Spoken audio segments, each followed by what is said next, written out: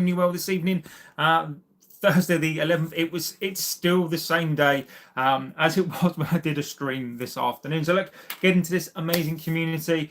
Very fortunate to have you guys in here. Absolutely, what a fantastic community. I'm telling you, it is the best on this platform. The things that we discuss, look, we don't always agree, but it's always done with the utmost respect. And that's the thing of this channel. Get in there with your opinions and views, as long as you respect the channel, respect, most importantly, the community, respect yourselves and respect me. Otherwise, the ban hammer does come out, and we don't like to do it. We absolutely hate to do it, but absolutely we will do it. Thomas Legend already in the chat. Nicaruzzi already in the chat, guys. Hope we're all doing extremely well. I will come to the chat in a second. As I'd always say, I'm not a dictator of this chat. I really do read out your opinions. That's why these shows take so bloody long. It's because I really do respect your opinions. Just because sometimes maybe I will have a view in the opinion doesn't mean I'm just respecting the opinion. It just means that you've obviously started a good debate on something, and that is how we do it. So first thing to say is so Nicaruzzi says, don't forget to like, favorite and subscribe. It does help the channel grow. Thomas is already in the house, and I will come back to that question. Now tonight I was going to do a different kind of show tonight. I was going to do a transfery type lead with a transfer story, and then I thought, sod it. Scott is already in the house. Yes, JB. Yes, Scott. Hope we're all doing extremely well. I'm wearing this shirt on purpose tonight. By the way, I'm in a defiant mood tonight. I'm in a pissed off mood tonight. I'm not going to lie. You know, the results of the Q1 have come out. And Thomas says, if Ramos wouldn't be a good signing, who do you think would be a good signing? Now, I'll finish what I'm saying, and then I will come on to. I'll promise you. I'm so pissed off right now. I'm pissed off at the Q1 results. I'm pissed off the fact that I was right. You know, I hate being right.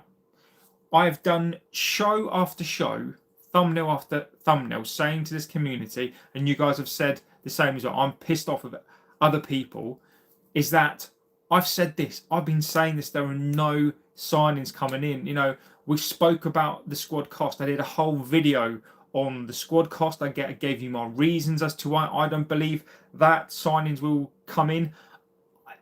Whilst others, and again, I've seen some stuff tonight, and some aggregators, some accounts when they were talking about squad cost, and they were saying, United are cash rich, and we're gonna do this, and we're gonna do that. And then tonight Q1 comes out, because they're got a fucking clue. They haven't got a clue what they're talking about. They don't have an absolute clue what they're talking about when it comes to results. They have no idea. So these people just basically go out, regurgitate whatever's coming out, and it absolutely just pisses me off. So look, we're going to go through that stuff. We will get through your chats. So this is the late night show. So guys, get in your opinions. I don't know if you've seen stuff out there.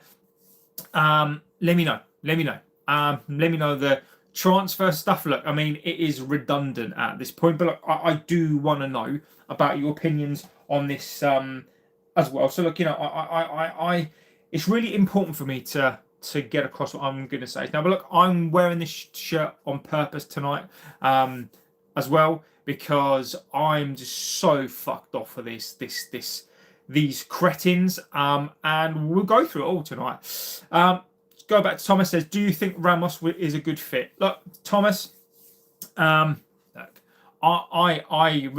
Thomas, I actually respect the comment. You know, I completely get why you'd want somebody like him. At 39 years old, my friend, you know, we don't need somebody. Look, it was different with Evans, right? So Johnny Evans come in and he was, you know, I get that. But Ramos coming in at 39 years old to pay him wages to sit on the bench, and he's not going to be cheap. So for me, it's a no, but it is the type of thing that we do. And with these results today, these Q1 results today, and I don't want to bash other people. I don't want to bash other channels, but I've been consistent. I've been so consistent on here with the financial results. I've been consistent into what I think that we're going to do, and there's an absolute reason why I continue to beat that drum. Is because we don't make money. It's because if you look at the debt that we are saddled with, if you look at, we didn't make a profit. They're trying to spin a Q1 into a positive. If you look at the figures, so I've got my figures from the Times. I've been looking at those figures today, and whilst the odd one or two seem to be a little bit more improved, the improvements are so small. And there's a reason why we're not going to sample it. Get into your comments tonight.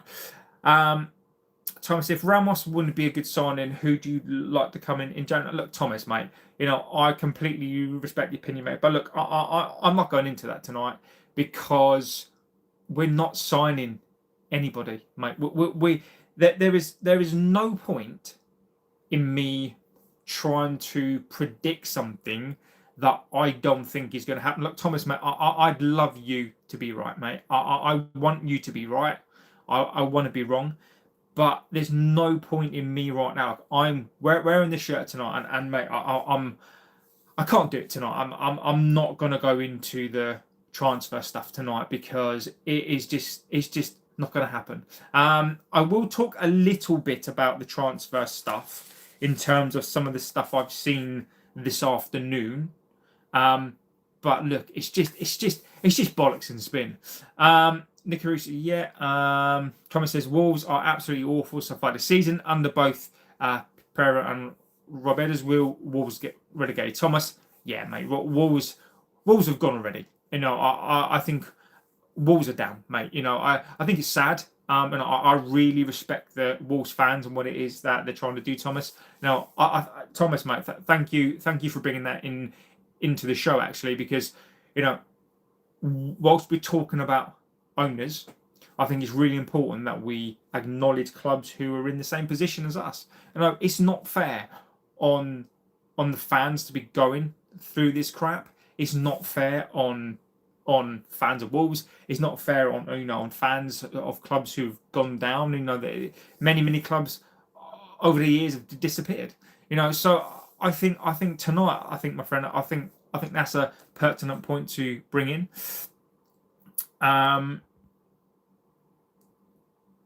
The state of that jersey, Maradona. Fuck off, Maradona. Look, tonight, mate. I'm not having it tonight. I'm not having it tonight. This is one of those nights, and this is a free show. I don't mind you getting in your opinions tonight, but look, tonight with the Glazers, Ineos, Ratcliffe, mate. Look, don't be bagging on the fucking jersey tonight, mate. Because I'm just not gonna have it tonight. This shirt represents a lot of things, mate. On a different night, I wouldn't give a shit. But tonight, my friend, this shirt is more than a shirt tonight. And if you don't like the shirt and it offends you, piss off. If United keep spending this Malaki, is there a chance that we could face liquidation? Now, Carucci, the thing is, one of the things that is true on this is that, look, United as an asset are worth a lot of money, and we do generate a lot of cash. So liquidation wise, we would have to, we'd basically have to be losing money. Like we'd have to be going into like minus of like hundreds of pounds, right? The thing about that as well is that we do pay our debts. So it's almost a bit like if you have a credit card, right? And say you spank it up to its maximum, right? As long as you can pay off your bills, then you're fine. So even though you've got a bunch of debt, as long as we're paying creditors, so as long as we're paying our staff, as long as we're paying our bills, as long as we're paying our utility bills, then we're okay, purely because of the amount of cash that we bring in. The problem is that we actually, when you take out things like taxes, when you take out wages, when you take out all the costs, and that includes those utility bills, staff costs. So once you take all of that out, and then you factor in the amortization, you factor in interest, because again there is interest that still comes out of the club to pay for the debt. That is what impacts the club. Thomas says, if no signings in January, who would you like to sign in the summer? Look, summer wise, I'm going to briefly go over this tonight, Thomas, mate. Not because I'm disrespecting the opinion. It's just because tonight I was going to do that sort of show and talk about transfers tonight. But look, one of the things, Thomas, I will say is that the reason why I can't comment on it now, for me, is because as it came out the day before yesterday, was basically this: United are not planning to do anything in the market, basically because they need European football. So without that changes. That completely changes. If you're asking me who I'd like, now I'd love an Anderson, a Stiller. But beyond that, we need another striker, left wing back, right wing back, centre back. It's all pie in the sky right now. But look, I completely respect it, my friend. I tonight, for me, I was gonna do that show. But look, I think this is really, really important to sort of talk about this crap tonight. I told you we will get Sergio Ramos, mate. We're not getting Ramos.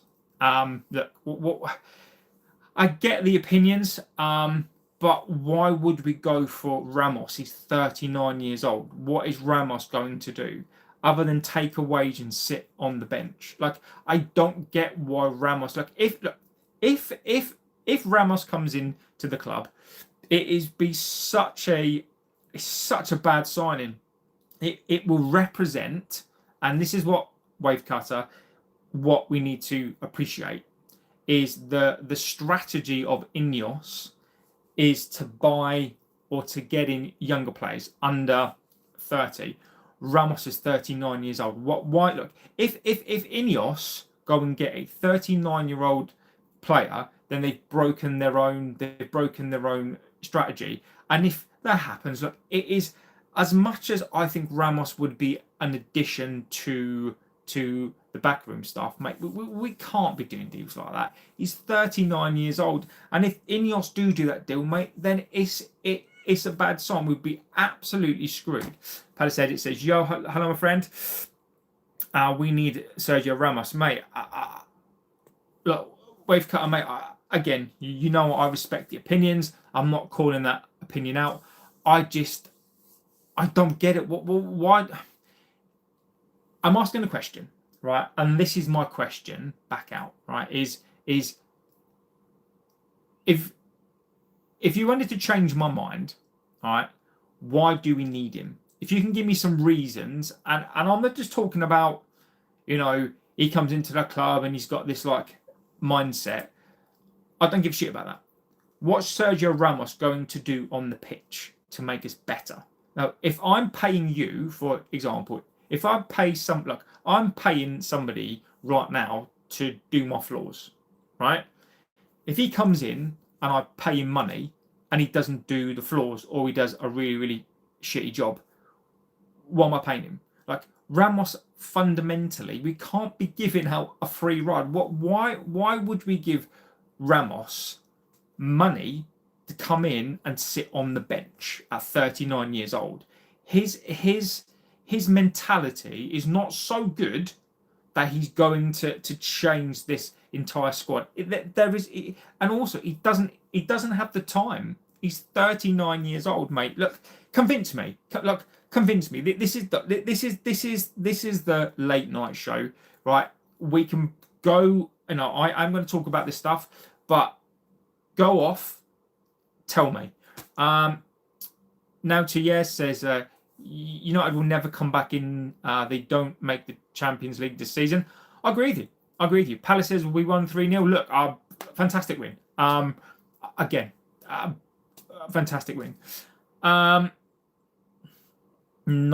Chichu, I'm not saying that. It's making money out of debt, like how investors play with a mortgage using debt to their advantage to make money. No, it's not. How are they making money? Like, they're not making money. They literally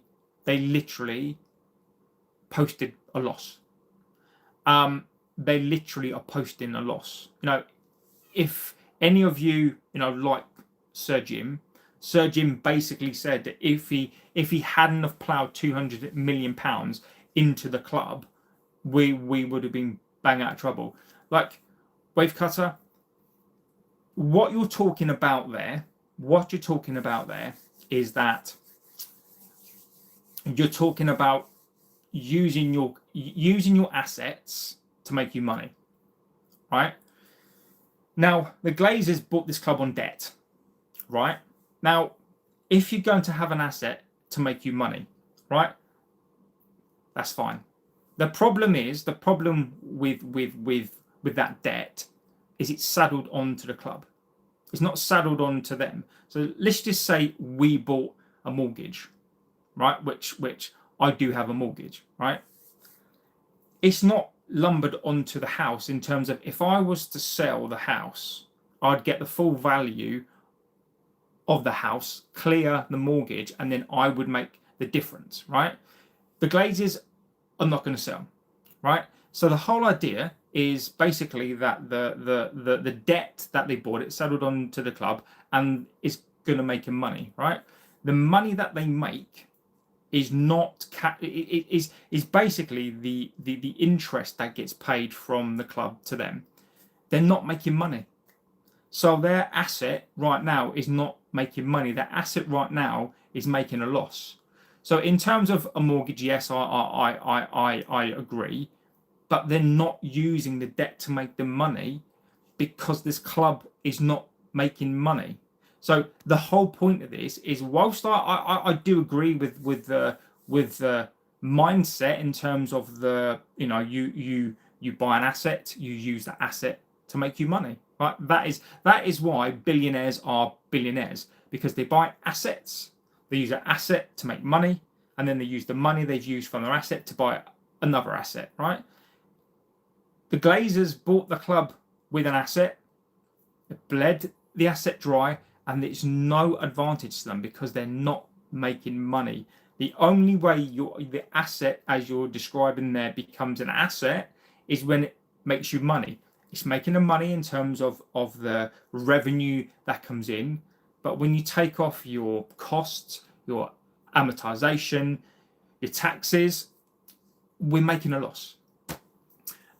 United is a cash cow, but you've got to have money to bring in. So it generates massive amounts of revenue. The debt doesn't matter to the Glazers. It's our problem. It's the Glazers, and they're happy with it. It's their business. Yeah, but the problem with that is they're not making money. It generates money, and the debt should matter to them, which it does, because they're not making money. I think that there's this big disconnect between, they make money, right? What do you think happens to that money? Do you think they take a slice of that money before costs get paid? Like, it generates a large amount of money, £640 million, but before the Glazers can get paid anything that's left, because basically how shareholders get paid is based on the profits. It's not based on the revenue that comes into the club. It's based on the profits. And most of the time it's based on the profits. Well, it can be based on the profits after tax, amortization, interest, and basically investors make their money on the profit, not on the revenue. So the Glazers do care because they're not making money, because there's no profit to share. Do we need Sergio Ramos? Ramos would be better as a defensive coach. Ramos be better than what we have. I'd rather have him than Luke Shaw. If you get Ramos, I give up. I agree with you. We've got no youth players good enough. He's also a five-time Champions League winner and is world class. He will stop us conceding silly goals. Wave cut and mate. Look, mate. I respect the opinion, mate, but I genuinely wave cutter. Sometimes I genuinely don't know sometimes whether you really believe in what you're saying, or whether you're trolling a little bit, because I don't understand. And the reason why I say it, my friend, is not because I genuinely look. If that's genuinely what you believe, then that's fine, right? But I don't understand how a 39-year-old, and look, he's won the Champions League 5 times, right? So does that mean that when he's 50, you bring him into the squad? Like, his time has been and gone. He's 39. He is not world class. Like, Ramos right now is not world class. If he was world class, he'd still be playing for Madrid, right? He's 5 times champion. Look, he is a legend. Sergio Ramos is a legend, right? You have no argument from me. Elite mentality, fantastic player, absolute one of the best centre backs you could argue of all time. He's 39 years old. He is not world class, and he's not going to stop us conceding goals. He's just not going to. Look, he would be able to arrange our defence, but he's not going to stop us, mate. Look, it's not just about a single player. We need so much more than Sergio Ramos. You're biased. What am I biased about? Look, just tell me what I'm biased about. Ramos is past his world class days. He's a good player, but we really don't need him. We don't need him at all. Watch him from prison. PR1, mate. You know, I find it amazing where people are watching me from. But look, you know, welcome to the chat. Yeah, welcome, my friend. Dino says, United way at the moment, spend money on improving players or spend crazy on a marquee name that is well past its prime. How did we get into debt, says Griffiths. Well, so we got into debt for 2 reasons. Number one is the Glazers bought us on debt. So when you buy something, so for example, if you buy a house, right, you basically leverage the debt against yourself. So what you're saying is, look, because when you buy something huge, unless you are a billionaire, and billionaires don't pay for things in cash, people don't tend to pay for stuff in cash.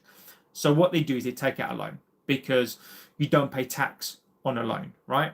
So they borrowed whatever it was, 500 million, 600 million. They borrowed that. And when you borrow that amount of money, you need to leverage that against something.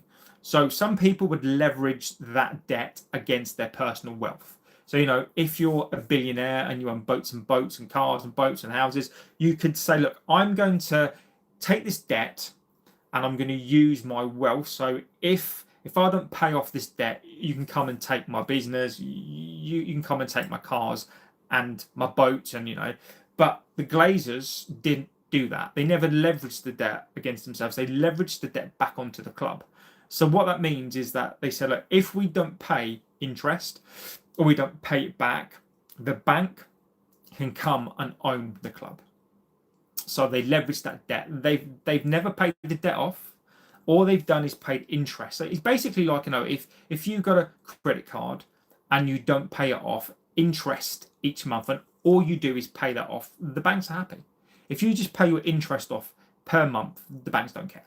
So that is what we've done. Is basically this is the genius. This is the genius of the Glazers.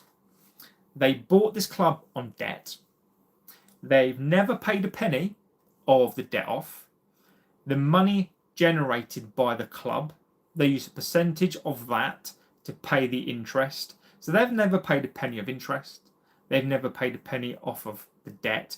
So they've basically used the profits of their club to basically pay off their debt. And then when they sell this club, they're going to make billions of pounds. So basically, I have to hand it to the Glazers, the geniuses, because how many people can go and buy something? So it's a bit like if you bought a house and then you're able. It's basically the same as when you buy a house to let out the house. So when you buy a house and you let it out, and let's just say you rent it out at, I don't know, your mortgage is £2,000, you rent it out for £3,000. So not only is somebody paying for your assets, so they're paying your house off, you make £1,000 as well. So basically, by simply having somebody in there to pay off your mortgage, and you make £1,000 on top, it's genius. So the Glazers are geniuses. Ramos would help Casemiro and get Cristiano back. We have the spine of the Madrid team in a better state.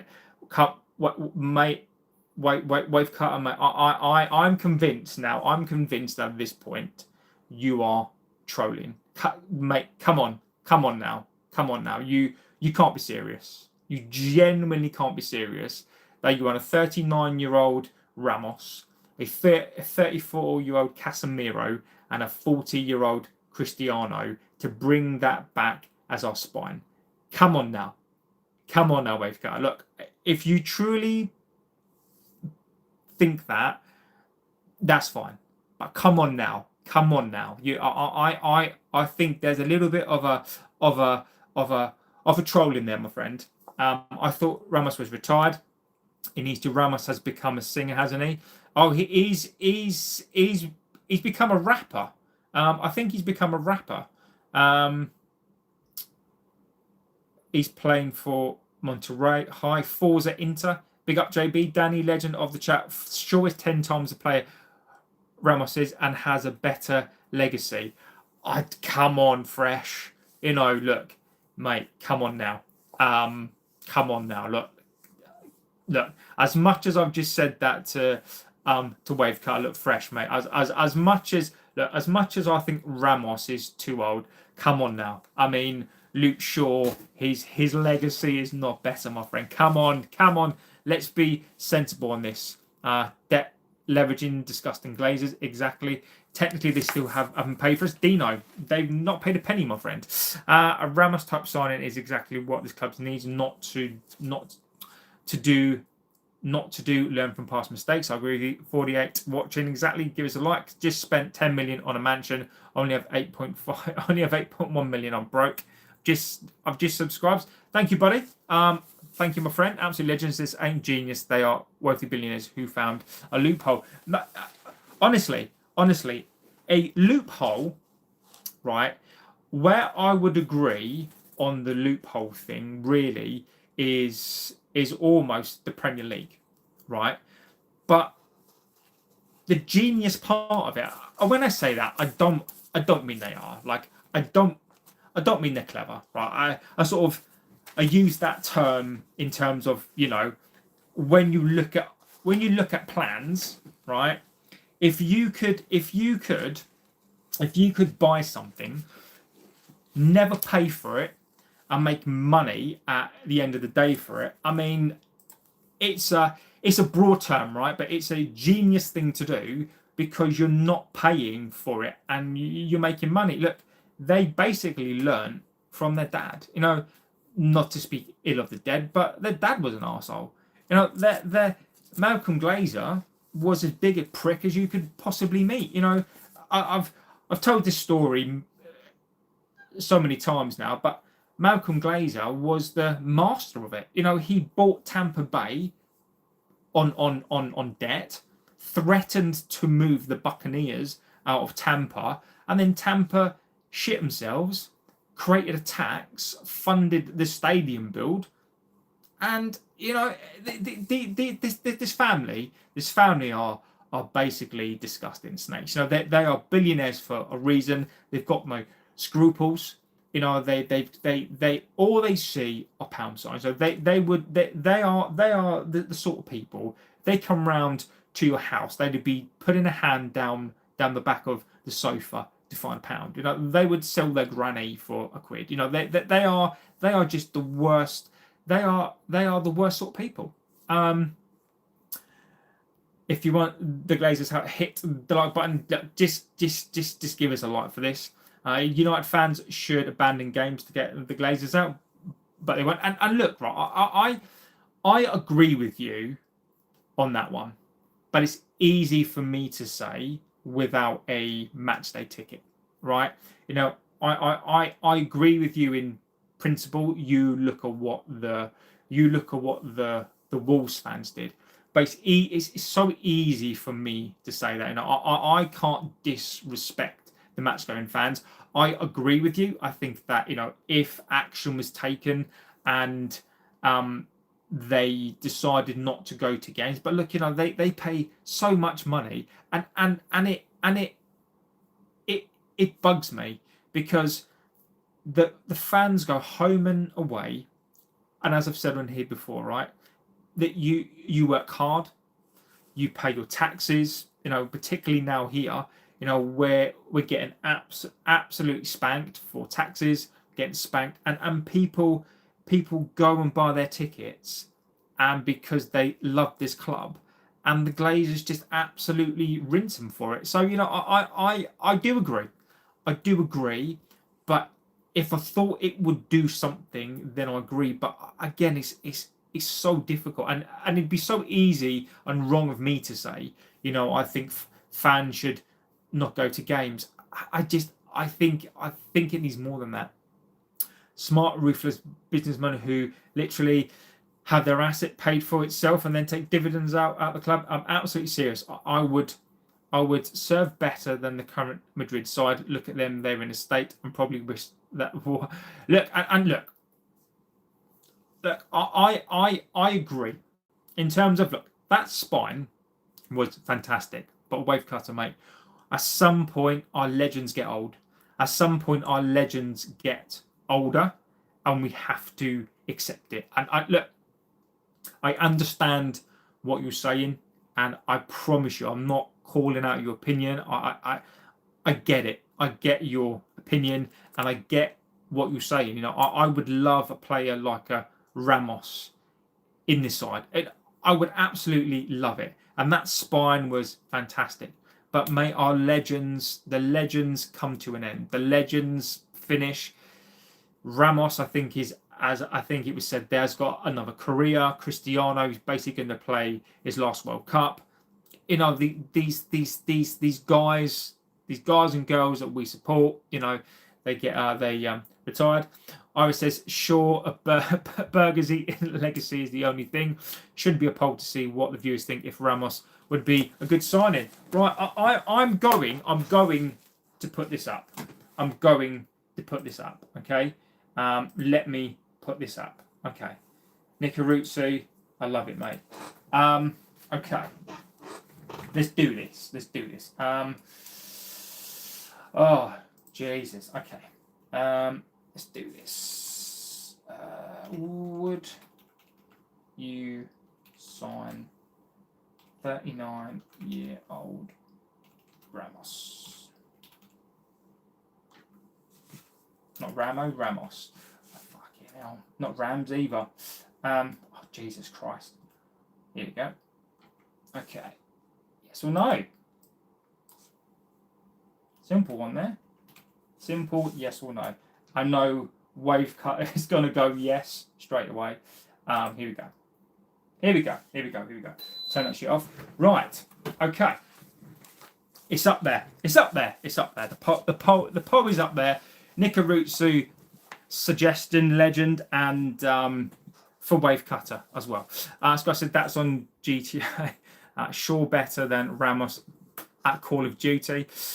Sure, only better getting injured than Ramos. I get it. I don't know why it's so sad how a lot of fans don't know the history of the Glazers. Look, the problem is that the Glazers are very, very good. The Glazers are very, very good at spinning, right? You know, the protests were going to happen in the 1958 group. fantastic, by the way, who were going to, protest again. And what did the Glazers do? They went out and they bought a player because that is what they do. So, this fan base, look, this fan base has been spun around. It's so difficult for those people. I'm of an age, and again, a lot of people who are of a certain age, they don't necessarily know the history. They don't know, and I'm just I guess I'm just a nosy git, right? I love facts, I love investigating things. Ever since I was a child, I've always enjoyed that, and I'm interested in this club, beyond the players, beyond the managers. I think it's important to know every intrinsic aspect of the club, and I don't blame people at all for not knowing. I think it's up to channels to educate people. I think it's up to channels to tell the truth. And look, this is why I've been so consistent on here about why I don't think we're going to sign players. I've done videos as to why Sir Jim cannot buy this club. I've done videos on why I don't think we're going to sign anything based on the loss that we've made. Whilst other channels are going out there saying, we've got the squad cost and it's going to be brilliant because we make a bunch of money. It's going to be fantastic. It doesn't matter how much money you make. And look, it is really simple. It is so simple. People overcomplicate money. People overcomplicate stuff. So if you look out there today and you look at these figures, you've got 50% of this and a profit is up by 16% and this is down by this, right? It's really, really simple, right? I was an accountant for many, many years, right?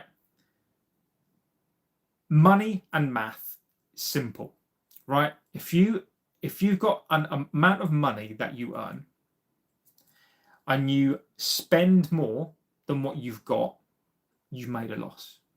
It's fucking as simple as that. Yes, you've got your cost and you've got your balance sheet and you've got your depreciation, but that's a cost. You've got your assets, blah blah blah blah, right? But it's really as simple when you basically have an amount of money that you bring in, you spend more than what you earn, you're fucked. It's literally as simple as that. We've got, it says, look at the people in the banks. I'll call. I agree. There's no more appetite to go against the Glazers. They buy a bunch of new players, win a couple of games, and Old Trafford. And people forget, mate. I think you're making an absolutely amazing 539 million. In, look, that debt has gone up. That transfer debt. Don't forget, we spent 200 million in the summer as well. So that transfer debt now stands at about 750 million pounds. It was 539 million as of today. And look, I'm getting this stuff from the Times. It makes sense itself. It stands roughly, our debt stands at roughly 250 million pounds. Now, we will pay some of that off, but in terms of Q1, because obviously we're not going to pay that off now, when you take the transfer debt that we had and you lump in the money, and we're talking agents fees as well, with the business that we've done from the summer, our transfer debt at the moment stands at about 750 million pounds. Do you like Liverpool? Nope. You never walk alone. Maybe Ramos on loan. 33% are deluded. I'd rather have Gonzalo Ramos of PSG if we have to have a Ramos. I love it. Sergio Ramos gets more goals than Ramos. I'd rather have Luke Shaw and Delo in the pivot than a 39-year-old Ramos. Oh, you make me say pivot, Scott. Would rather we put in a bid for a cucumber. I'd rather insert a cucumber.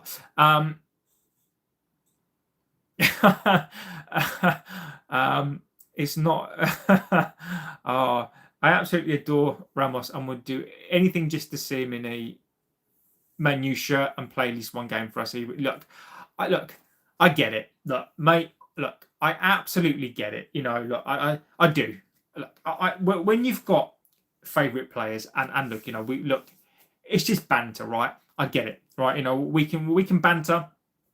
Wave, I get it, mate. I've got no problem, with the fact that I get it. One of your favourite players, you'd love to see him in a shirt just once. I get it. I completely get it. But I've got to look at this from a pragmatic view. We're a club in crisis, and you know, and I'll go through some of the stuff as well, and I will go through some of the figures as well. But we are a club in crisis. People will spin it round, but we are a club in crisis. Like Sebastian Schweinsteiger, do you have any 70 shirts? I don't actually. I don't. Those 70 shirts are on my hit list. So I've been going out buying the shirts. So I've got that one. I've got a couple of shirts there. So the next round of shirts for me are going to be some of the 70s and 80s shirts. It's just having his history. And look, again, I get it. But Ramos's history, I get what you're saying, but Ramos's history is never going to be our history, mate. It's Ramos's history. You can't. If Ramos was to come in here for all his trophies, for all his cups, for all his careers, mate, that's nothing. That's nothing to do with us. I get what you're saying. He was nothing to do with us, my friend. So we can't look. I get it. I do get it. But again, mate, it's just, I don't think it's a very feasible thing. Schweinsteiger was a proper beast, but when we got him at the end of his prime, he got treated horribly. Agreed. That was Mourinho, I think. Schweinsteiger in his prime was absolutely fantastic. What a player. But when you get players like that, and we bought Schweinsteiger knowing, I think, he was coming to the end of his career, and it wasn't his fault that he got bought. And then, as you say, we treat him like crap. What about the sign of Zlatan up top again for more goals? Zlatan has retired, mate. You might as well go and get Ollie. Wave. Why don't we go and get the band back together? Let's go and get Andy Cole. Let's go and get York. Let's go and get Cristiano back. Let's go get Mark Hughes back, mate. Look, these players, mate. These players have retired. We need to get over this. That we need to have some brand new players. Jose Jalapeno, John Murta treated him badly. Another finance arsehole. And exactly, we were run by bankers, and I think banker is the absolute correct word for it. So look, I'm going to go through it. I'm going to go through the Q1 results. Give me your opinions on it. So look, there are a couple of different figures out there.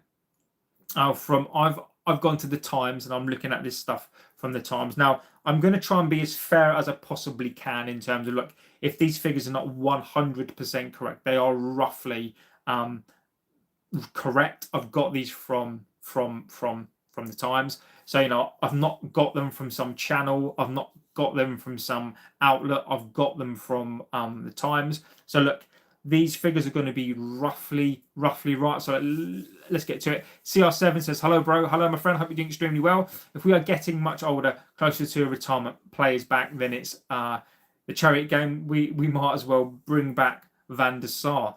Well, I mean, Van der Sar had a brain stroke, didn't he? I mean, So look, let's get through these figures. So I think one of the first things to say is, look, the wage bill. The wage bill has fallen. Now, I wanted to talk about the wage bill, okay? RAP, I don't understand why we don't bring Herrera and Cavani too. Come on, Wave, mate. At this point, mate. Come on now. I don't think you believe in what you're saying.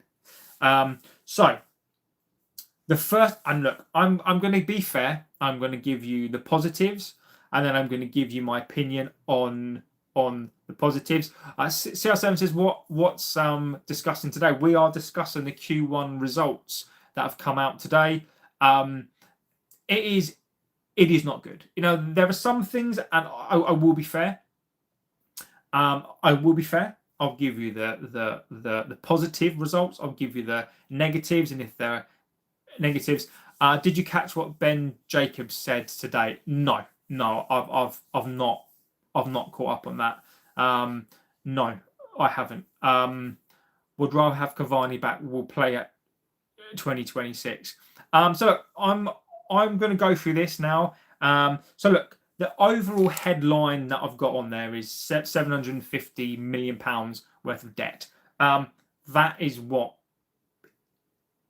we basically have right now. So I'll give you the fair side to that as well. So look, we are only in Q1, but look, let's just remember here, Q1 we are £750 million in debt. How do you get?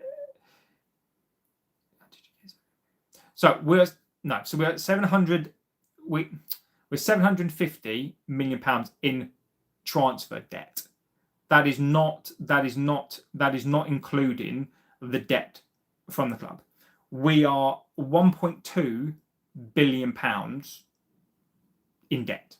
So when you bring together the money we owe for the club, well, the money that they own for the club, and the transfer debt at the moment is roughly around 1.4 billion pounds. Now, 750 million pounds, okay, is including them because we're only in Q1. It does include the majority of the 200 million pounds that we spent. So when you add on agent fees and all that sort of stuff, it goes from 200 to around 220 million. So that figure does encapsulate the recent spend as well. Now, by the end of the year, that will go down. So with player sales, with the cost cutting part as well, that will go down. So look, in terms of that, we are 750 million pounds in debt in the transfer debt. So our total debt has increased, but that will come down on the basis that we will and we should be paying that off. Harry says, how are they allowed to go so far into debt? So look, Harry, the thing about debt, and I think as somebody's already said in the chat already, you don't get penalised for debt. As long as your revenue covers your debt pretty much, which it does, and you make your repayments, you can. Most people, right? Think about it as this: most people have some sort of debt. I think the average debt in the UK is something like 30 grand per person. Everybody has some form of debt, right? So I've got debt. I've got a mortgage. That's massive debt, right? But that doesn't hinder me from getting loans. It doesn't hinder me from spending money because each month the mortgage payment is less than what I earn. So in terms of that, as long as you can service that debt and pay it off, you're fine. But Harry, I agree with you, my friend.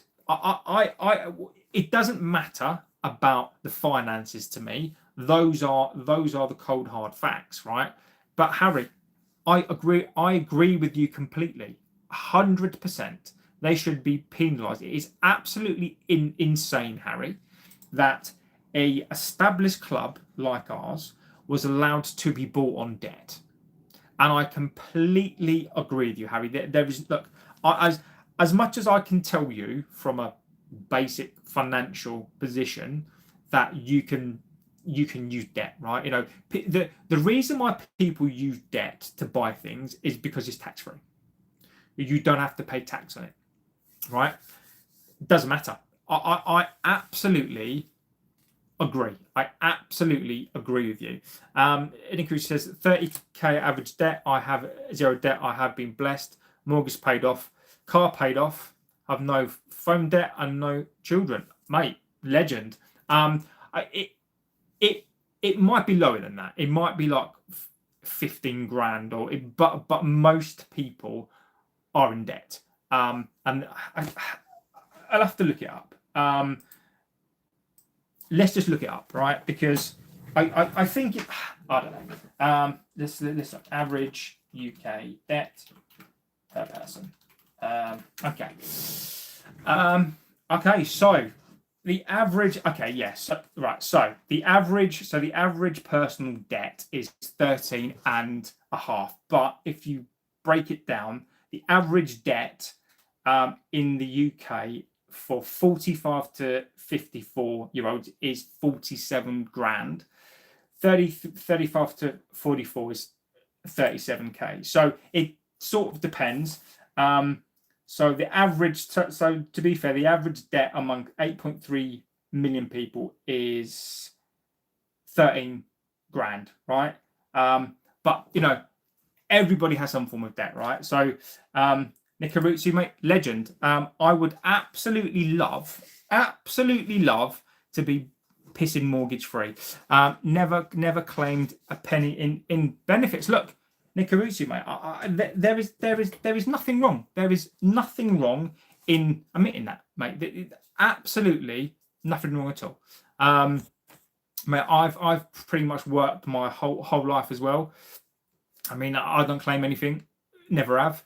So I've always worked. Again, without getting political on it, I don't blame people that do that. That absolutely no issue at all.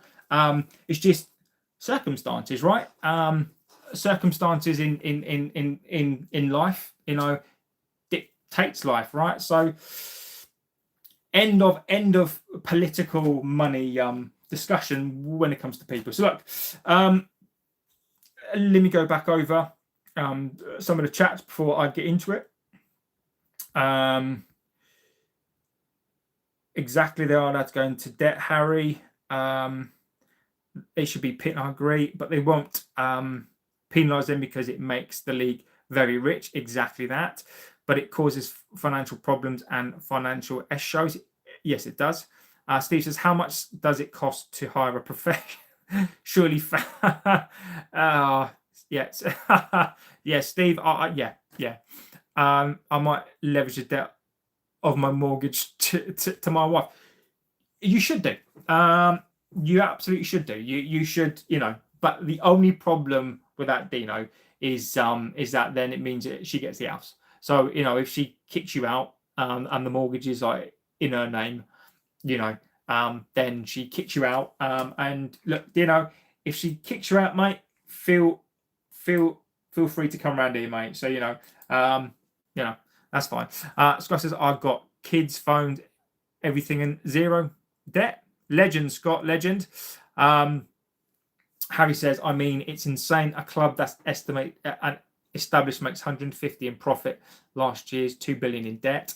I've worked from 16 to the age of 30. In the past 3 years, I've had to claim benefits because of problems I had since a kid. And look, Scott, we as a community support that. And we're not. I don't think anyone is saying that. It's a bad thing, right? I think debt is one of those things that is a very divisive topic. And look, I know friends, who have owned houses. I've known people who have, owned, who have been worth quite a bit, and they've lost it all. And they've had to claim stuff, and they've absolutely lost it all. It's all about circumstances. And I personally, and I know Nick Aruzzi is going to be the same as well, is that we don't judge people, right? So, Lucifer says, Red Devils. Yes, we are, my friend. So look, let's get into this a little bit more. So look, the wage bill. So this is the bit that cracks me up a little bit, right? So there's two parts of this. Harry says, I hate that politicians demonise people on benefits, and adamantly some people have used the system and should be penalised, but not everyone on benefits is abusing the system. Exactly. And again, I'm going to say this as well, without getting too political on it. You look at and I'm not going to mention it, but you look at the recent budget, right? And the government have absolutely thrown a segment of society under the bus. They've there are many people focusing now on families, on kids. Some of the stuff that I've heard is absolutely vile. And what the government have done is to basically defect from their incompetence, of basically the government, and I think this is probably a good analogy, is that the government are like the Glazers, right?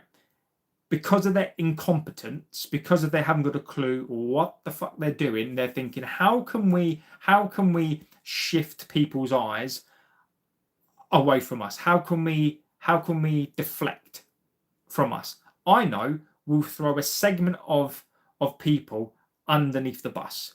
Did you know the last Tory government under Cameron and George were hiring people trained to reject? But and again, what, Harry, we're not going to go too much into it, but look again, I think the Glazers and these regimes are very much the same, right? So you've got the Glazers, and look, let me give you an example of spin, right? So our wage bill fell from 80 million 0.2, and this is for the quarter, by the way. So when we're thinking about this, we're thinking about 4 months, right? So from September, October, November, December. So from August to now, our wage bill fell from 80.2 million to 73.6, which when you look at it, I think that's a good indicator that wages have gone down, and the procedures that the club put in place. So again, and we'll talk about that. It seems to be bringing down the wage bill, which you think quarter one, fantastic. We've already brought down the wage bill by 6 million, just under 6 million. So then if you go, till the end of the season, you're talking what, another 3, 6, 12, 18, 21 million you saved, right? Now let's get into the weeds of it. So basically, they sacked 450 staff members, right? So let's keep that figure in our minds. So you may think to yourself, okay, we've sacked 450, not 450 million. We sacked 450 people. Okay, so you're thinking, oh, that's a good saving. No. So we sacked 450 people. Okay, our wage bill was reduced by 6 million. Now, again, the caveat to that is, of course, the cost of the redundancies will come out of the bottom line. Nicarucci says, wasn't the sacking of 450 staff to cover the cost of building the new Carrington ground? Well, actually, so Nicarucci, my friend, this is whereby the spin happened. So Sir Jim invested that money himself, right? So again, this is whereby the waters get muddied. So Sir Jim apparently invested that money in himself, because at the end of the day, Sir Jim will get a tax break on that money. So apparently, Sir Jim, and if you listen to Omar Barada, you listen to the club, and if you basically look at the financial statements for the previous year, you can see there's a line in there. There's an investment line by Sir Jim, right? So if they have underhandedly done that, but basically a part of the cost of getting rid of these people is probably part of the cost as to why some of the costs have gone down. However, However, they've not reported any significant costs. So therefore, when we're talking about the wages saved, what we need to remember of this 6 point something million pounds, we've got two high earners who haven't been here for. We've got two high earners that haven't been here for 3 months. Rasmus isn't here, and he's not even a high earner. Anthony is no longer here. He had a massive salary.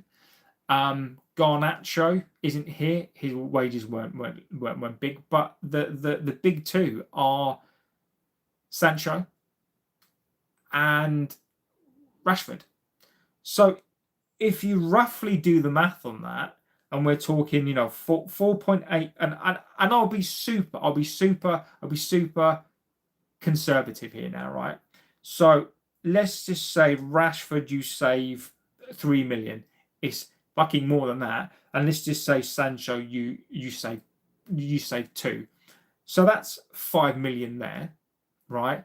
Where's Rasmus's wage? Where's Anthony's wage? So even though we've let these players go, and this is Q1, those wages saved should be reported in these figures. When you actually look at what we've saved, and the actual wage bill has fallen from 80.2 to 73.6, where's the rest of the savings gone? Because if you literally do simple math and you go, Rashford is earning about 300k a week, Sancho is earning, estimate what, 200k. If you do the proper math on that, between those two, that's about 8 million. So my question here is that whilst that wage bill has reduced, if you were to factor in 450 staff on top of the wages that we've saved by players who are not here, that should be coming down to a hell of a lot more than what it is. So my question here is, where has that money gone? Let's just have a look about what we're saying. Harry says United needs some new owners. Wasn't the second of 450 yet? We did that. Yes, indeed. I've got. Just think, I'd have had to deal with the ownership of the Glazers, which started with a fight over a horse. Yeah, no, TJ, mate. That story is it's not a fantastic story, but it was. Was it JP Magnus and whoever it was, and it was the Rock of Gibraltar, I think it was. And you're right, they basically sold their shares to piss him off. Was it JP McManus and the Rock of Gibraltar? I think it was. Steve says, let's have a little look. I've done TJ. Steve says, Jim tells us what lovely people that the Glazers are. That's what happened to the Theatre of Dreams. It's a disgrace. Tilly says, don't think we will be getting rid of the Glazers anytime soon. Building a new stadium, and they can see the pound notes flowing in 2005. What was our club change for the worst? And that's exactly it. And TJ, mate, you're spot on with the sort of that story, right, about a horse. It's absolutely ridiculous how this club can be fit. And look, I like Fergie.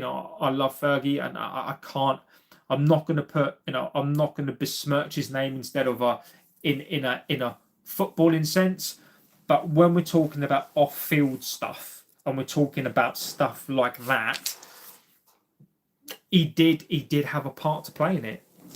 So ultimately, it can't be like. He can absolutely not be blamed for how owners run the club. But it's interesting to me how an absolute legend, how I won't say a bad word against him, how something as innocuous and as simple as that can have damaging effects. Harry says, other than come in and cut spending, what is and look, Harry, mate, you are preaching to the converted here. You are preaching to the converted. He's only Harry, exactly, mate. Right? If if you own an asset, which Sir Jim is, and let's be fair here, they are looking to make as much cash, right? If you buy an asset, you are allowed to, you're not allowed. So let's just say, for example, you was to buy basically a house that was basically just like 4 pillars, right? You're not allowed to rebuild the house completely and claim that back.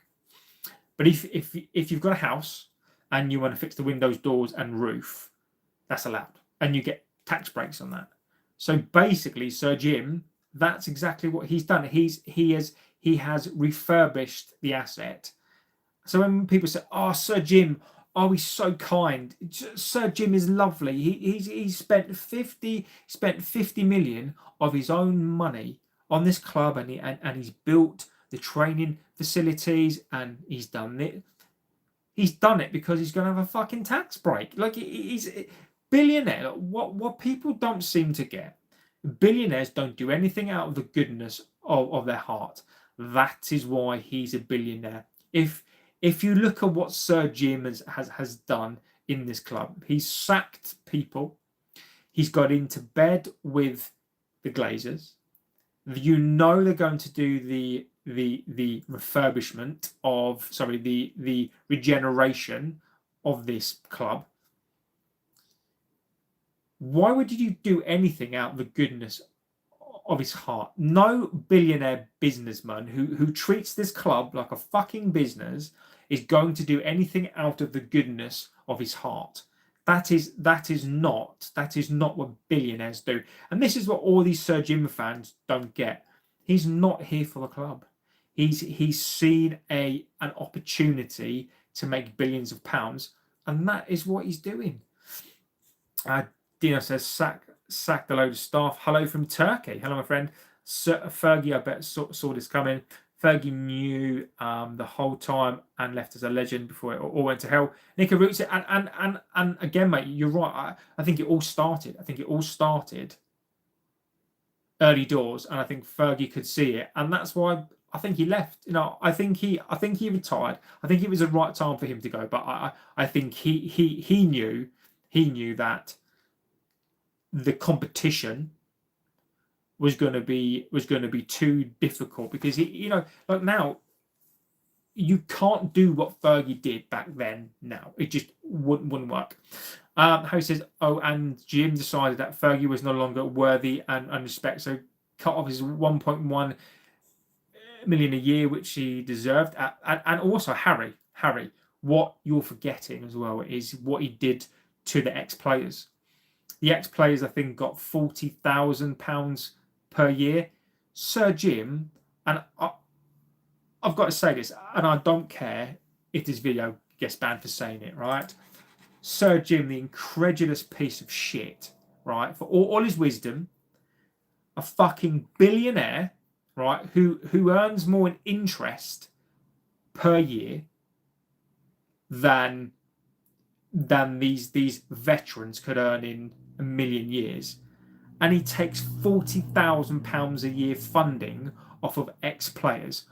What a cunt! I don't care if this video gets banned for the fucking C-bomb, right?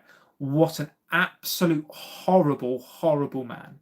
Like Sir Jim said, oh yes, champers. Like he spends more in champagne he spends more in champagne in probably 6 months than what the charity used to get, right? And he did that interview, and basically Neville said to him, well, why don't you get players to host a dinner? And he was, I didn't think about that. I've got people around me. I don't know. Omar. Oh, come on, Omar. We need a dinner, Omar. Champers.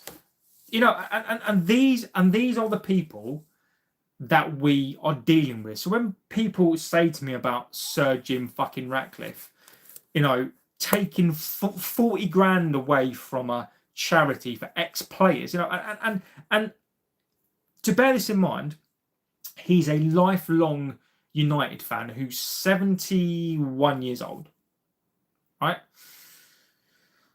So that would have meant he was born in what, the 50s, right? So he would have been, yeah, 50s, the back end of the 50s, right? If he's a lifelong United fan, right, and he's a billionaire and he earns more in interest than basically all of those veterans ever earned, and he's not allowing this club to pay veterans £40,000 a year, and that's not each. That's just what that is just what we give them, £40,000 a year. How can anybody support that prick? I mean, just fucking disgusting. I mean, that is absolutely vile, and and to think that this is a guy who the Glazers are absolutely scum, by the way. But this is the sort of guy that gets into bed that's running this club as a business.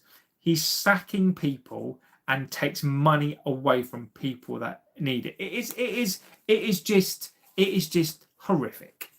And his fan says the whole thing just about making money, nothing else. He doesn't care about the staff or the fans. Ticket prices are going to go into hyperspace in the next 5 years. And niche, mate, there's talk of when this stadium is built, there'll be an American style of you basically have to pay a premium to own your seat for the season with your season ticket on top of that. So we're talking about, I think it's got like $3,000 to start with. That's not even the season tickets. That's basically just to hold your seat, and then your season ticket on top of that. And it's the working people that built this club are the ones who are going to suffer the most.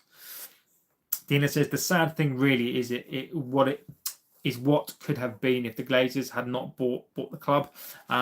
More titles. And again, look, Dino, if they'd have let Qatar purchase the club, I think we would be in a different state right now. Why don't they boycott the club? It's difficult, mate. It is so difficult. Sheikh Mansour actually spends his own money. Graham says, where have all the Mockmeisters gone? Graham, legend, my friend. Jim is worse than the Glazers. I agree. Champers! Sir Jim reminds me of Fagin from Oliver Twist.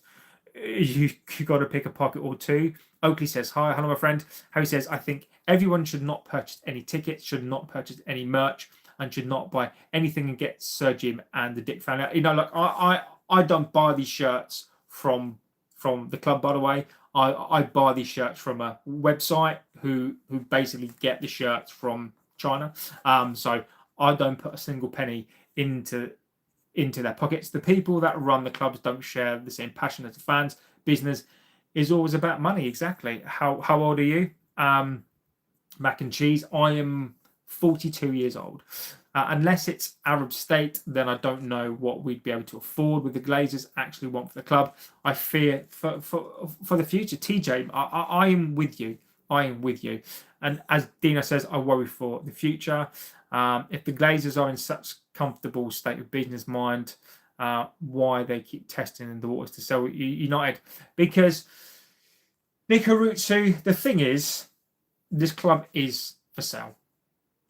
And the reason why they test the waters is because they want their money. Like, imagine this scenario, right? So imagine you find money to build the club, right? One of the videos that I made, and Nick, I can't remember if you were here for that. I did a video on as to why Sir Jim can't buy the club. Right, so if we think about this for a second, and actually we can think about the results as well, right? So we've currently got in terms of the debt, I think it's something like 500 million or something along those lines of the debt leveraged against the club. So roughly, I think its interest on that at the moment is something like £30 million a year, right? So how are the Glazers and Sir Jim going to fund the stadium, right? So let's just say they can't find a backer. So let's just say the whole project is going to cost 2 billion for a stadium, 1.5 billion to build houses, etc. Right? Now, let's just say conservatively £3.5 billion, right? Where are they going to get the money from? So if they can't find investors, what are they going to do? Well, Sir Jim is not going to leverage the debt against himself because he just won't. The Glazers are not going to leverage the debt against themselves. So where can they leverage the debt? The only place that they can leverage that debt is against the club. So because the problem with that is then, so let's just say they leverage that debt against the club. So if it's 30 million on 500, what's that? If you're talking another 6 times that, 7 times that, so 7 times 30 million is what? 210 million pounds of interest payments. So let's just say that happens. The club is then going to need to earn another 800 million pounds, another 200 million just to service that debt. Now, the caveat to that is they know in 5 or 6 years' time the stadium is going to be built. They're going to build something like 13,000 houses. That house sale alone of those houses will make them billions and billions of pounds, right? So it could take them, let's just say it takes them 10 years. And let's just say they, within 10 years, once the houses are gone, some of the debt may be gone as well, the stadium is built, they start making money from the stadium, they're going to make a load of money from the shops, the stadium.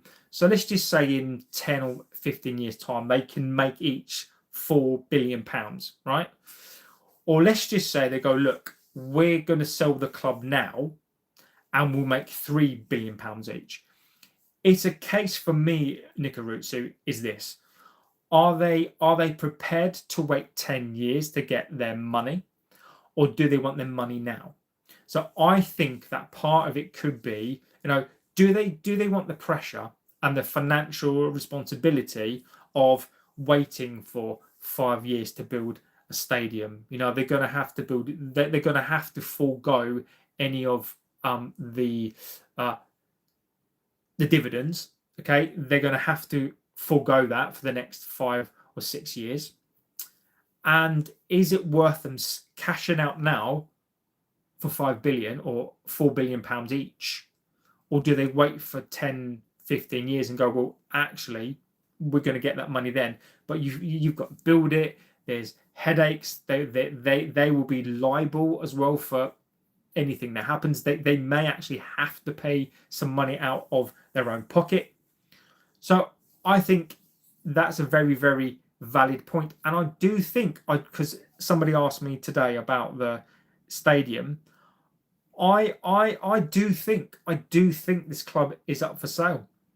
I do think, looking at these results as well, and we will dip back into the results. It is not good reading. Sir Jim is having to penny pinch to keep this club afloat. If we're not in the Champions League, then we're screwed. It's almost, at this point, I'm almost a bit like, I don't want to get into the Champions League, because if it means that we make a loss again and again, they'll be forced to sell. So, I think right now this club is for sale, but it depends on what the benefit is for the Glazers. Do they wait 10 years to get their billions of pounds and then continue to get hundreds of millions of pounds per year? Or do they want the money now? Because they're not getting any younger. They're in their 60s. So do they want their money now? Super League is incoming for sure. They'll do it again and get. Niche fan, I think I think the Super League is now the Champions League. I think basically the format of that and the amount of money paid on that is the Super League now. So I do think that's currently dead, but you never know. How he says, everyone buy shirts and socks and tickets. Yeah, I agree. I've been laughing for over 10 years, says Gold. Come on, City. Official shirt will be 100. Mate, the official shirt is already 120 quid. These old shirts can't be bought from the club, only second-hand market if you want the originals. We have absolutely zero world-class players right now. You could argue Ahmad is that, but never had seen so much crap. Question, JB, what state will the club be in 10 years? Will we win any silverware? Will the stadium be done? Will Ineos and the Glazers still have the foot on United's neck? It's interesting. Dino, look, it's interesting. I think this. So in regards to the silverware, this is what I think Ineos's plan is. The grand plan is to spend as little as possible and try to get into the Champions League. I don't think they're bothered about the Champions League, and I shall tell you for why. As much as you get £100 million for just being there, right? What they want is European football because it brings in income and it brings in match day income. Our match day income is massive. So I think all they want to do is, I don't think they care about Champions League. I think they want European. So whether that's Europa, Conference League, I don't think they care, right? So I think as long as they do that and they bring in the money, because I think what their plan is to basically limp for the next 6 or 7 years over the line, because then what they want is they then want the stadium to be built. And then at that point, maybe something happens. Do I think we win any silverware? Look, over the last, I think, 5-6 years, we have been in finals 4 or 5 of those years. If we don't invest in this team, no. The next 10 years could be horrific.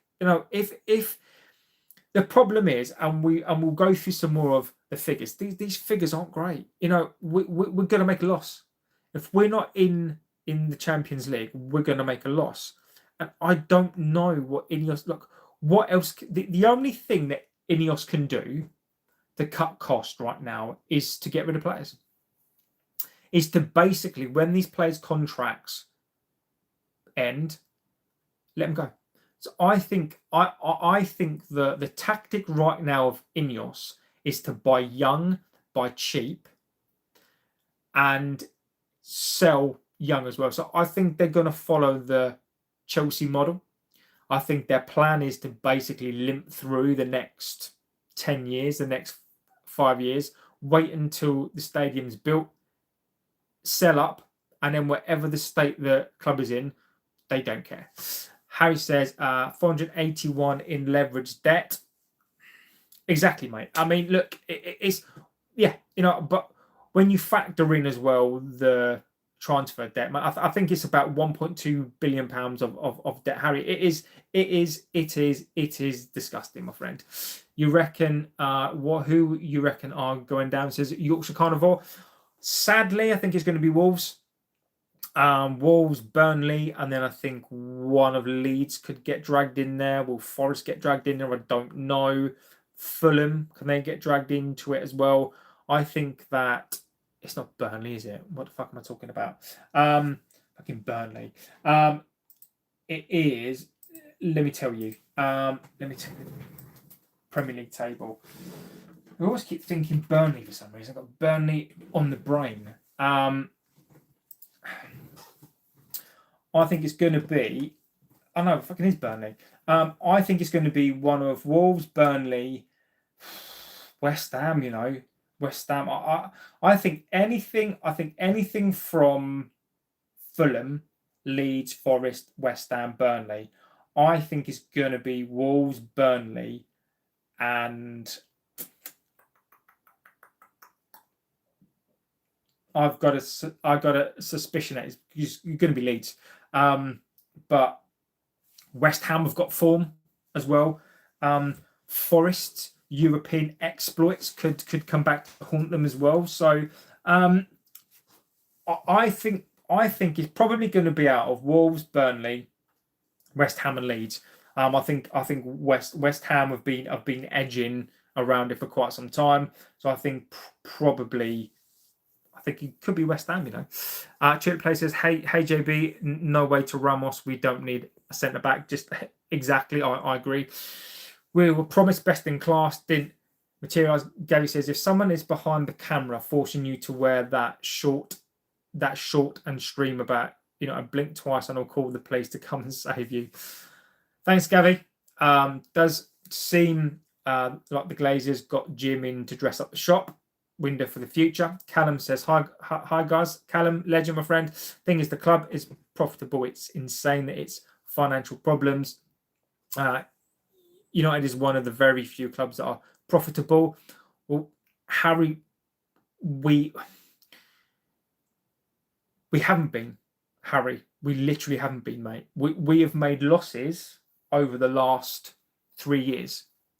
The only reason we haven't been done for PSR is because Sir Jim put in 150 million. If he didn't, we would have been done for PSR. So we're not profitable. For Q1 this year, we are profitable. I think we've made 640. I think we've made 6.4 million pounds, right? So Harry, we're not profitable. We haven't been for 2 years. If you go back and look at the financial results and go back and look at the financial statements over the last 4 years, the only reason why we didn't get done for PSR is because Sir Jim put money in as an investment. How the hell is it one of the clubs that also has ridiculous financial problems where Sir Jim is looking, where he can scrape half a penny here and half a penny there? Glazers will never sell the club unless 12 bill is offered. JB, did you see how they rigged the World Cup draw that they have all the hosts in the worst possible? Yeah. Of course it's rigged. United got Brighton 2 while City get it's all rigged. Of course it's rigged. Kobe loan got no pace, power, and fight, and we won a replacement in Conor Gallagher. Thing is, if they want European football, why didn't they buy a club designed for Europe? Why, out of all the clubs, would they pick? Why would you pick United? Now, Harry, the reason why they've picked it, and this is the primary reason, is because the Glazers needed backing. The Glazers needed backing for them to do the regeneration project. Also, the Glazers were out of money. The Glazers didn't want to put any money in. The Glazers were out of money. The Glazers didn't really want to sell. Harry, this is not about Sir Jim buying the club. This is about the Glazers needing somebody, because Sir Jim is allegedly here, just in case I get sued.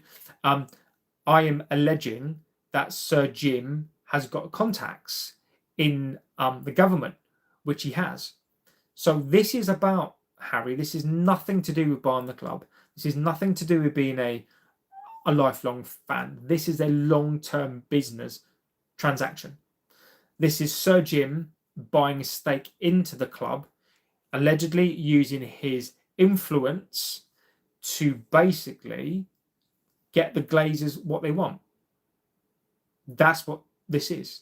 This is him saying, look, I'm going to invest 1.2 billion pounds.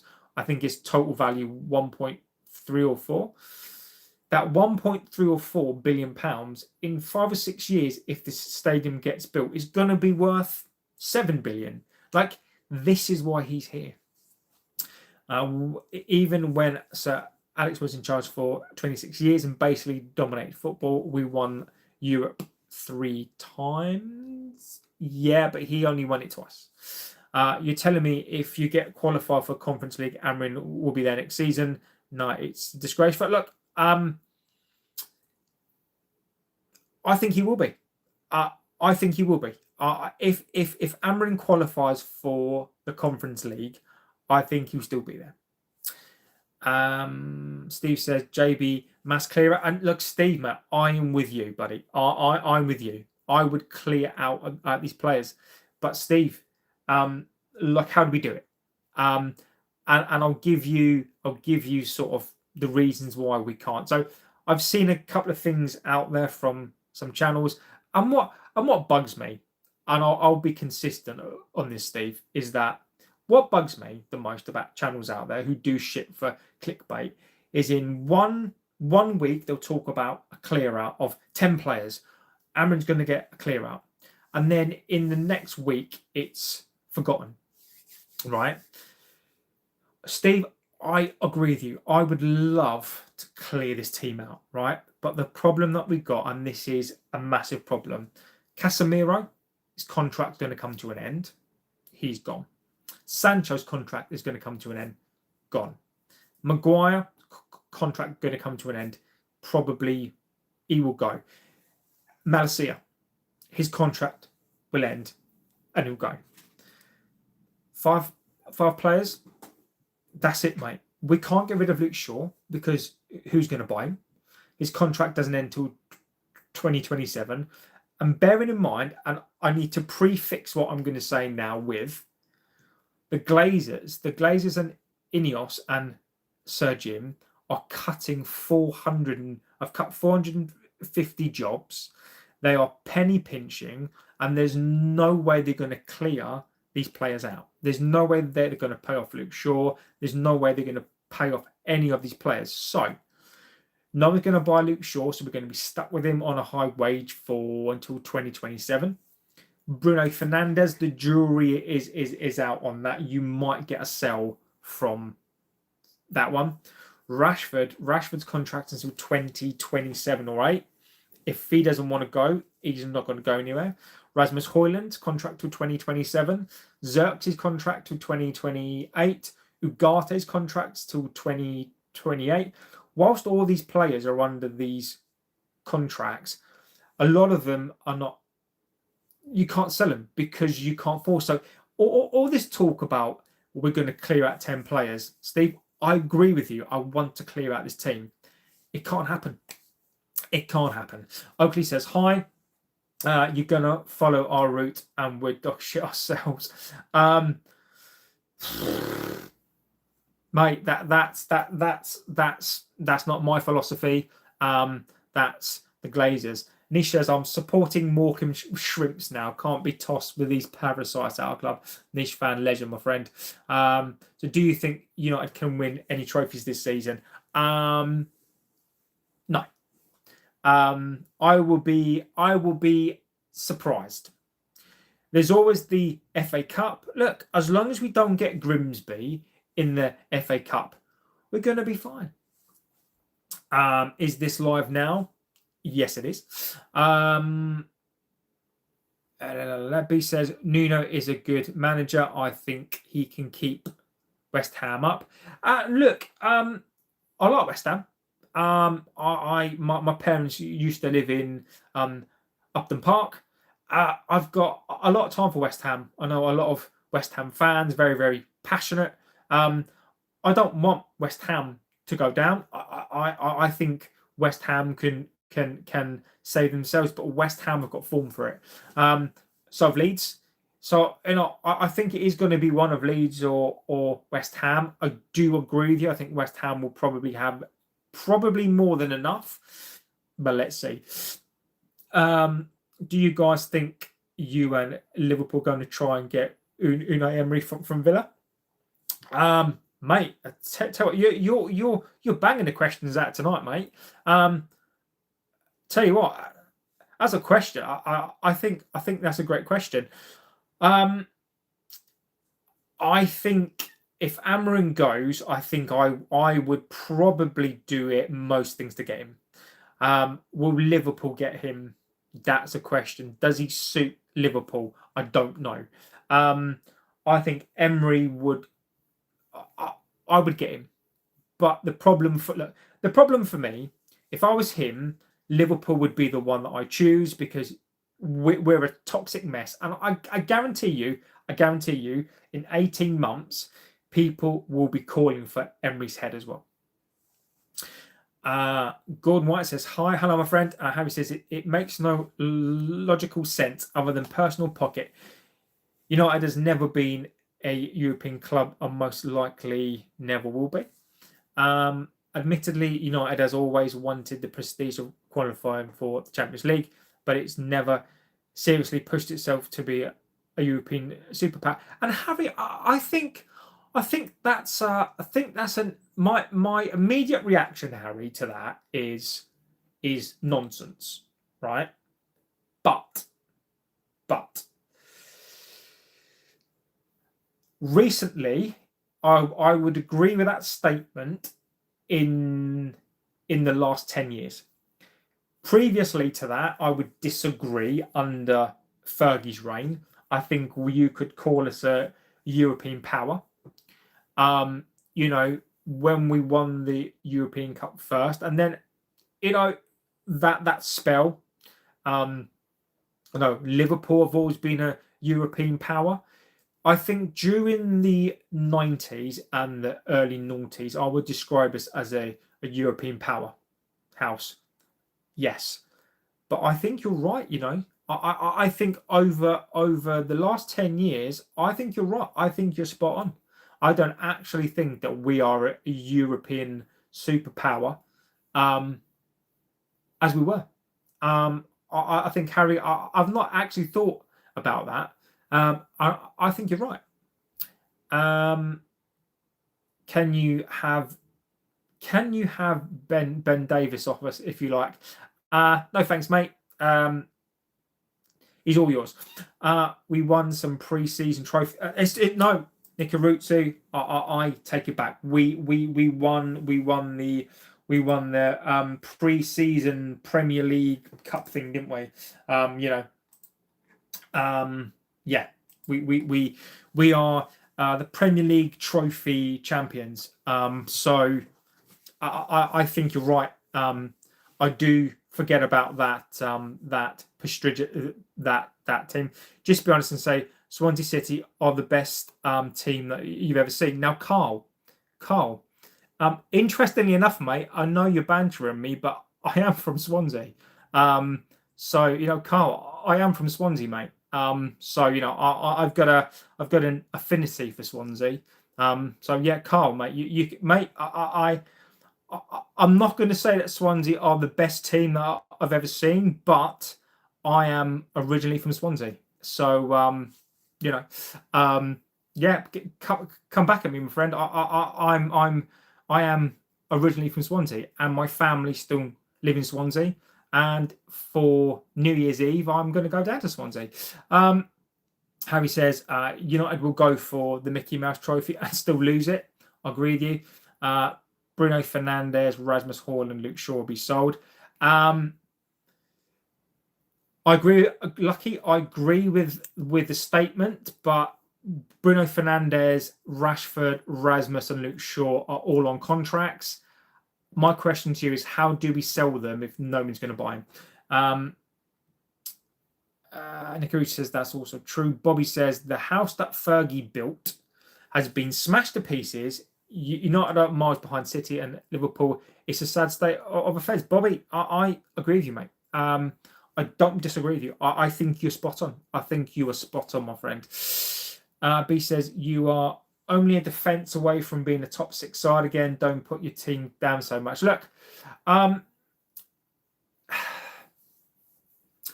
think we're a midfield away. I think if we can get a midfield pivot and another wing back, I would agree. But this tonight, and I've not really mentioned players tonight. This is beyond players, mate. This is not about players now. This is about the club. We're going through the financial stuff, which I will go through again, just because of the Q1 stuff has come out, and I'm not. Look, this is beyond Amorim. This is beyond the players. I'm talking about this club who are on the brink.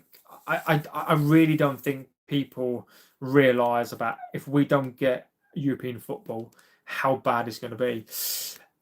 They should still be top 2 team, not top 6. AC Milan, it used to be untouchable. Yes, I agree with you. I think Van Gaal, we dropped the whole idea of Europe and focused on trying to stay relevant domestically.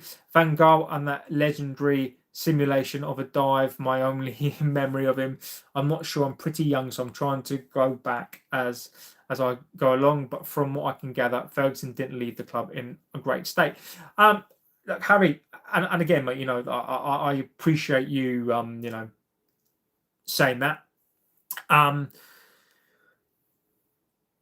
The only thing I'm going to say is, to be fair to Fergie, is Fergie left, Ferguson left a title winning side. Whether we think that title winning side was good or not, that title winning side was coming to the end, right? But what people have to realise is that the Glazers have been in charge since 2005, 2006 or 5. The Glazers, Ferguson knew then. So I would say, I would caveat and say this, that Ferguson didn't leave us. Ferguson did miracles with that team that he had. We won a league with Cleverly. I don't blame Fergie for that team.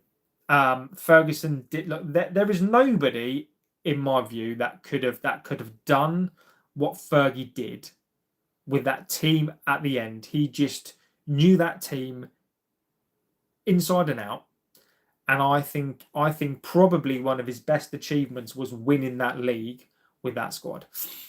Harry Ash says, sell Bruno to Saudi. He ain't a deep line playmaker. They were good. I'm not disputing that, but they were aging and they weren't going to be able to keep that up for. And Harry, agreed, my friend. Absolutely agreed. Absolutely agreed. Fergie got a very good rebuilding at the club just before it would go down, but he didn't do that before he left. Harry is, mate, and I'm fortunate, Harry, that I lived that time, right? All I'm going to say on that was, the money wasn't there for Fergie to do it. Like, Fergie would have loved to have bought more players, but he had to cost cut even then. He started to cost cut even then. If Fergie could have brought in, a couple of world-class midfielders, like, don't forget, we never replaced Roy Keane. We never replaced Scholesy. And I think if, like, Fergie didn't play Cleverly there because he thought Cleverly was fantastic. He played him there because he had to. Harry says he wanted to leave on a high, and Harry, there is some debate around that, in terms of, did Fergie purposely choose Moyes because he didn't want to, did Fergie want another coach to come in and win a league on the first try? I think there is a debating point, but I don't really think that's true. Are you really linked with Conor Gallagher? You should be going for Anderson at Forest or Wharton from Palace if you want future top midfielder. Mate, I think it's such look, I think United would like to go for him. The problem is, mate, we're not going to get him. Like, we don't have the money. I mean, summer will be a different story, right? I do think Anderson is one that we like. I do think Wharton is one that we like, and I do think that we're in for these players. But Gallagher would be one for now. Gallagher would be a lone shot. Like, I'm going to die on this hill, right? I've been saying this for weeks and weeks and weeks and weeks. I think the only business that we do in this window is Gallagher comes in on loan. If Atletico will entertain an idea of a loan to buy or a loan, that is what we will go for. We have got no money to do anything else with. Don't believe the spin. There is no money. So I would love to go for those sorts of players. It's just not going to happen in this window. Harry says, but Fergie never did have the money. He always brought young and built over time, and maybe one or two big signings every couple of years. And Harry, and that's because we were very lucky. we were very lucky with the class of '92. Look, don't get me wrong, Fergie did buy signings, but we were very lucky. I think we saved millions and millions of pounds by having Neville's, but Beckham, Scholes, Giggs, and he did bring some players through. But we were very, very lucky. We were very fortunate that we had those players that came through. Don't forget we did spend big on Rooney, Ferdinand. He did bring players through. But he did. But the thing about Fergie is, I will say this: is he did what, and a credit to you there, Harry, is what Ferguson did well was blend big stars with interesting signings that weren't cheap, but were interesting signings, and with the youth. For every Vidic, there's a Kleberson who is shite. For every Evra, there's a Jemba. He didn't always get it right. So for every Giggsy, that not that he bought Giggsy, but for every Cristiano, there's an Obertan. So he didn't always get it right, but Ferguson just knew. He just knew. To be fair, Moyes didn't really have a chance to keep the club at the position it was Fergie. I think any manager after him would have been just absolutely demolished by the club just because they're not Fergie. You're right, Harry. Mate, I think you're making some banging points tonight, my friend. The thing is with this club, with Moyes, the reason why Moyes was always going to fail, right, is because if you've never won a Premier League, I don't even think he'd won a cup at that point, or any cup, right? How are you going to come into this side as Moyes and tell title winners, multiple winners, by the way, how to win a title when you've never won a title? What we needed at that time was an Ancelotti, or we needed a big coach to come in who'd won something, because these players never respected him. So I think Moyes was the absolute wrong choice, and these players were never respecting David Moyes, because how as a coach, as Moyes, can you come in to tell players how to win something that you've never won? So I think Moyes was the completely wrong choice, and I do think they shouldn't have let Fergie have any choice in that at all. Even if they were good, they weren't Fergie. Who would United get after Amorim is sacked? Harif, look, mate, I respect the opinion, my friend. I'm not getting into that tonight. This is about the Glazers. This is about the financial results, which I will go through before I go. But look, mate. It doesn't matter for me right now if he's sacked or not, because these results, mate, they can't afford to sack him. Whether or not people want him in or out, United can't afford to sack him. They can't afford to sack him. Just tune in. Had 65 million to offer for Baleba in the summer. It doesn't disappear. It doesn't, Sean. But the finances don't lie. I'll tell you where the money's gone, and I'll tell you where that money comes from. So right now we're making a loss. The money for Baleba will come from a rolling credit facility that we've got. So at the moment, our credit facility, and this is why, by the way, we didn't get him, is because at the moment our transfer debt is 720 or 750 million pounds, right? That includes the 200, right? But again, that will reduce down because we're only in Q1, right? The reason why we didn't get Baleba in the summer and offer more was because when you factor in the signings that we made and what's left on the credit facility, 85 million is left. So the 65 million quid isn't 65 million quid in the bank. It's 65 million quid of a rolling transfer facility. And the reason why we didn't get him is because we had 85 million pounds left. Let's not forget, he also scouted Cristiano and kickstarted the boy's career. He did indeed. He was told to sign Cristiano because Rio told him. Well, they signed him because they basically it was O'Shea actually. So basically, they played Sporting in a friendly match, and it was O'Shea, and O'Shea said, "This kid has absolutely destroyed me. You better sign him."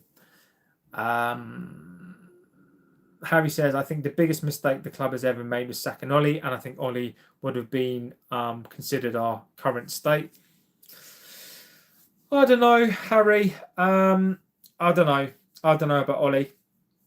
I think if you'd have backed Ollie, the problem with Ole Gunnar Solskjaer was he didn't have any tactics. He didn't.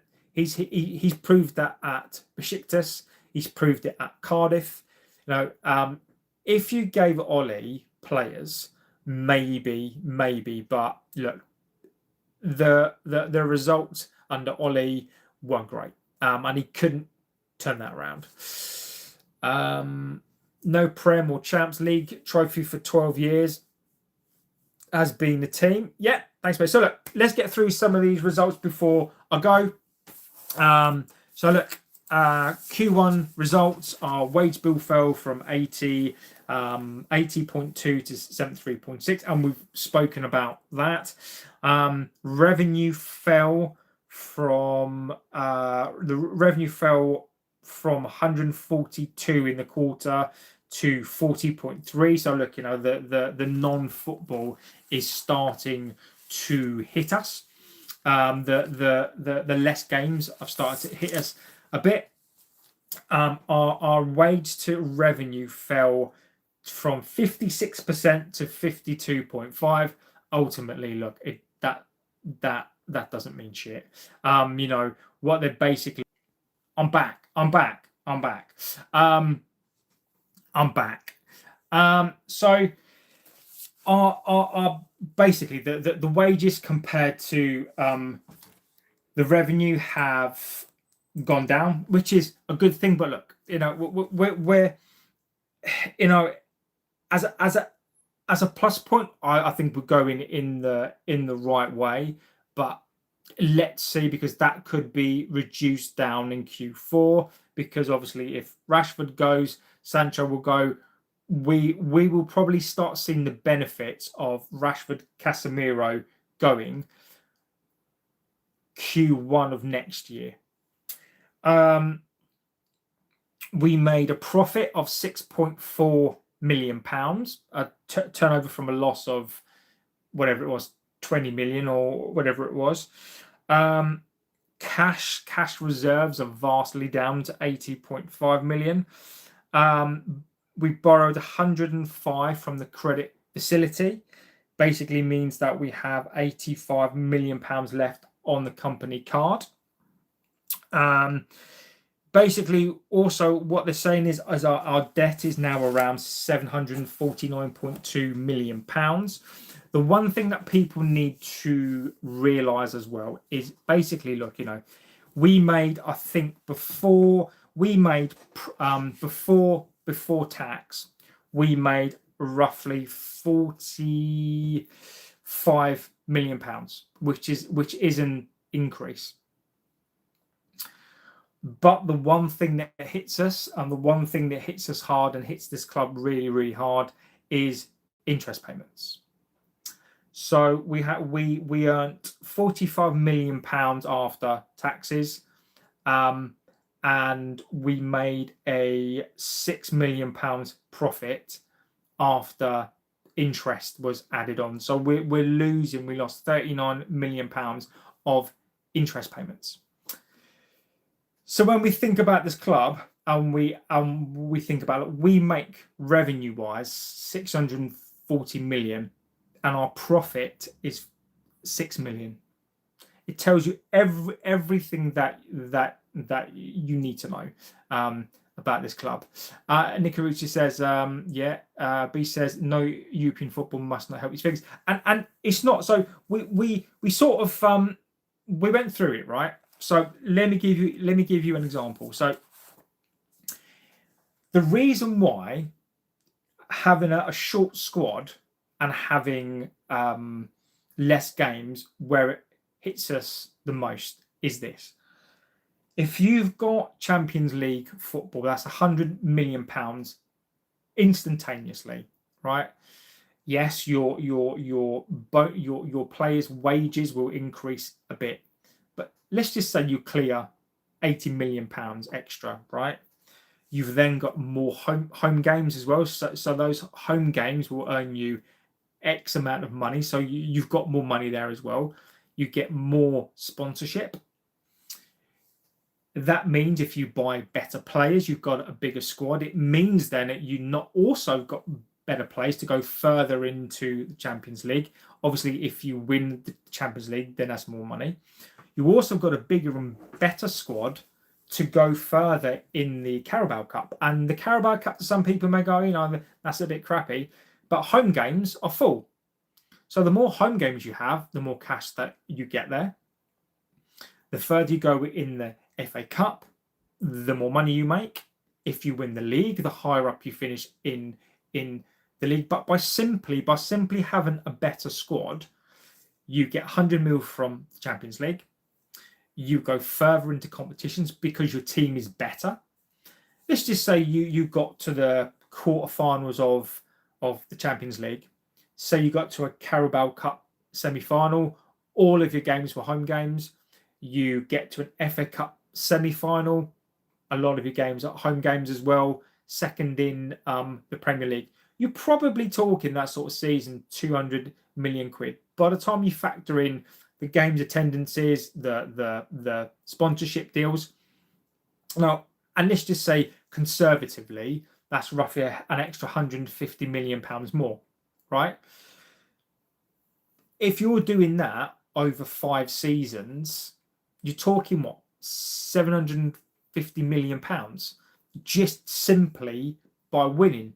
So that's why it's so important. As you say, so important to finish in the Champions League spaces. Solomon says, do you think it is time to utilise the academy this year until summer? So look, Solomon, mate, we need to do something.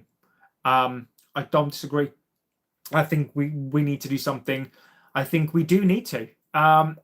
Look, Amrin won't. But in my opinion, what's the worst that could happen? If you play a Shea Lacey, if you play Fletcher, if you brought in OB for a couple of games, I know Kone, I think, gone on loan. Leon is going on loan as well. What's the worst that could happen? Cheyenne says, I'm a United fan. Hello, my friend. Isaac Bob says, can't you see my messages? I've only just seen that one, my friend.